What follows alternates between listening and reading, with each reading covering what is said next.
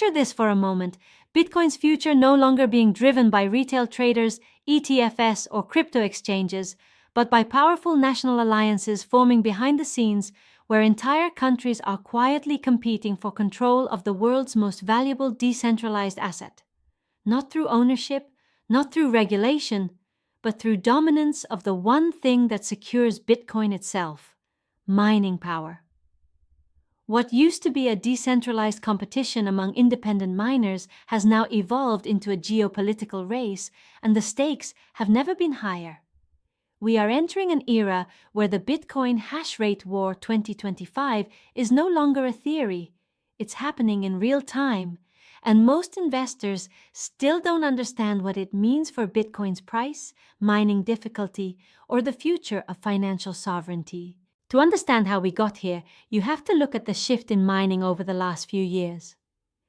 Bitcoin mining has transformed from small-scale operations into full-scale industrial infrastructure. What started in garages moved into warehouses, then evolved into global data center-level facilities backed by governments, billion-dollar corporations, and national energy providers. Today, countries are no longer ignoring Bitcoin. They are competing over it. Mining has become a crypto mining national strategy because states have realized something critical. Whoever controls Hashrate controls influence over the world's first decentralized monetary network, without owning or regulating it. This geopolitical shift didn't happen overnight. It accelerated when mining bans and energy crises triggered massive relocations. The moment China shut down mining, the global balance of Hashrate changed forever. Suddenly, the United States became the dominant mining hub, absorbing miners and capital at historic speed. But just as quickly, other nations took notice. The Middle East entered the game with energy-rich mining partnerships. Latin America began integrating stranded energy into Bitcoin mining. Russia expanded mining through state-supported infrastructure. Africa started transforming excess renewable energy into digital revenue. This wasn't random. It was strategic. Now, alliances are forming. Some are public, others are completely hidden. Countries are partnering with private mining firms and energy giants to build massive facilities. Sovereign wealth funds are exploring mining as part of long-term hedging. National energy grids are integrating mining to stabilize excess capacity. And state-level incentives are being offered to attract miners the way countries once competed for manufacturing and tech infrastructure. This is not just competition anymore, it's coordination. And that's what makes the current phase so different. Now let's talk about the mining difficulty shock crypto analysts are watching closely. Mining difficulty has hit levels never seen before, and it continues climbing even faster than expected. Every time new mining alliances deploy hardware, difficulty adjusts upward. This means miners have to work harder for the same Bitcoin reward, squeezing out weaker operations. But here's the twist. This difficulty shock is not slowing the network down. It's making it stronger, more secure, and more institution-resistant. The higher the difficulty, the harder it becomes for any single entity to attack the network, which ironically means the Hashrate war is strengthening decentralization even as nations try to gain influence. But this competition has side effects. When Hashrate rises faster than Bitcoin price, miner profitability tightens. This is where miner capitulation risks come into play. Smaller miners without access to cheap energy or industrial-level hardware get pushed out of the network.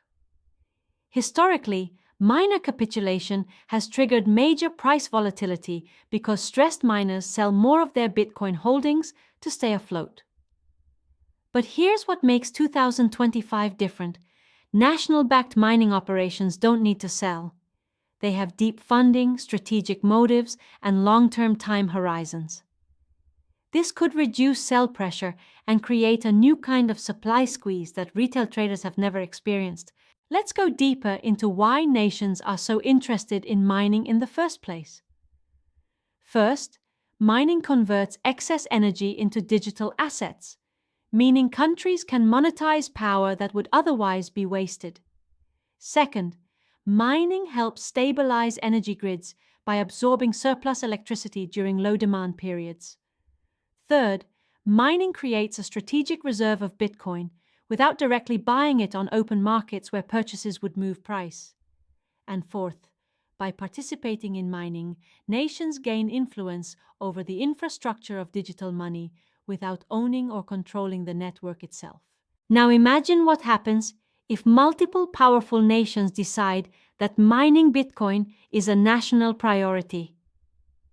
The Bitcoin Hashrate War 2025 evolves from competition into a long-term geopolitical strategy.